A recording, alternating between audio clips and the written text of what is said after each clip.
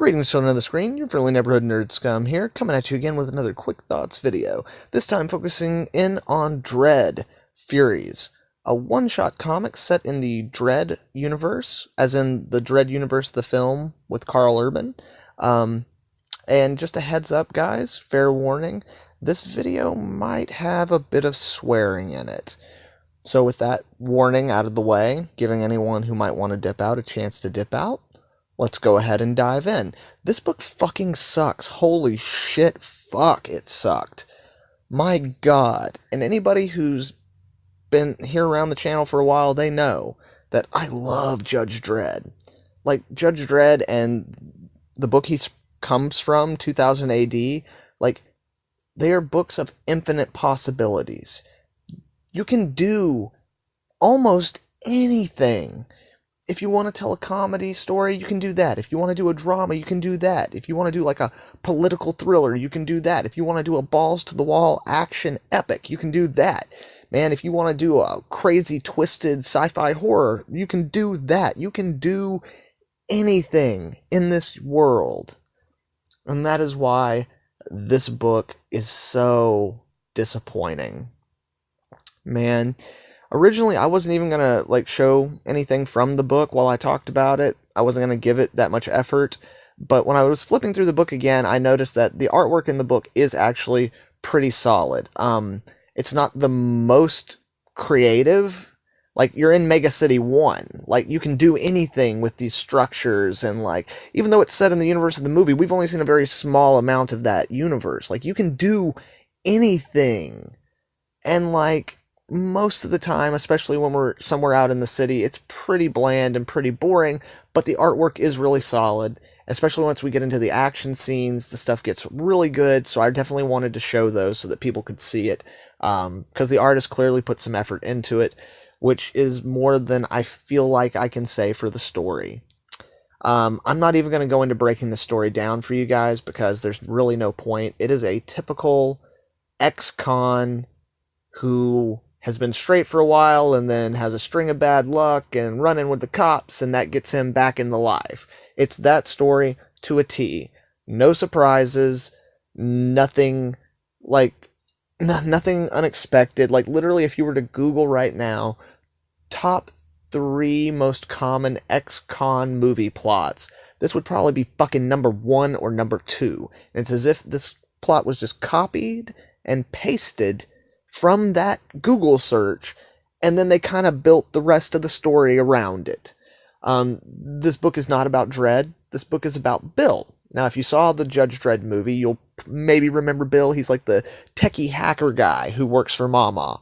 You know, after that whole thing, after the first movie or whatever, like, he frickin' talked to the judges and got, like, a reduced sentence, and then got, like, he's put in witness protection or some shit.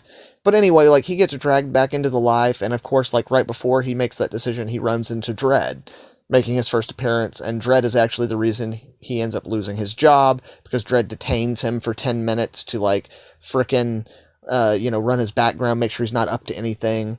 And then, like, yeah, the book is really lazy. It tries to do, like, these 2 major twists, but you see it coming a mile away.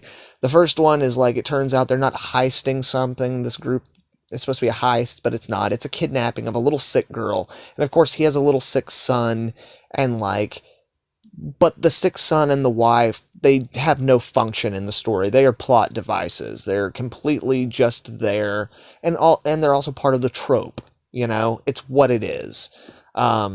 And then eventually, eventually they just pull this thing out of their ass and call it a twist, where, like, on top of that, you think that's the moment where he's like, oh no, I can't work with these guys. But it turns out he's been planning to fuck them over the whole time, and been, like, planning to steal their money from their accounts and all this kind of stuff. And then, like, later on, like, you realize, oh, hey, he's got this little robot and they're lost down in the sewers, so he, like, takes it apart, takes the navigation and fucking plugs it into his arm like an IV. And, like, I've watched the Dredd movie several times. I know he's got, like, robotic eye enhancements and he's a very good hacker, but I didn't realize he had a fucking robotic nervous system. I don't know what's going on with that. And here's the thing, even if it is set up in the movie and I just don't fucking remember it, guess what? It's not set up in this fucking book.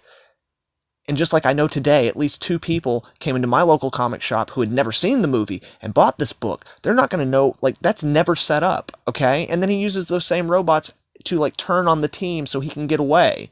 You know what I'm saying? Like, they play it like it's a twist, but it's not a twist, because a twist has to be fucking set up. You have to foreshadow it. You have to give... It's not a twist if there's no possible way for someone to see it coming. You just threw something out of left field that makes no sense in the context of the story or the structure of the narrative that you have fucking set up. So not only is this book lazy as can be in terms of not coming up with anything creative, not adding anything new to the universe, not doing anything fun or unique with the world of DREDD, or with the story potential of doing just like this one shot, one, you know, hey, look, here's just an isolated story, you know? And of course, DREDD shows back up later in the book, you know, long enough to realize who the guy is who's behind all this, you know, who did all this. And at the end of the book, they play it off like, you know, he can't be with his wife and kid anymore, which I guess it doesn't really matter because they were never really characters in this book anyway, so I don't know why we're supposed to feel something about that, or he is, you know. But he can pay for their medical because he stole all the money from that gang who hired him and crap. Except, no, you're in the world of DREDD, okay? Like, number one, you're going to be running for the rest of your life. It's not just you can't be with your family. You're not going to get to set up again.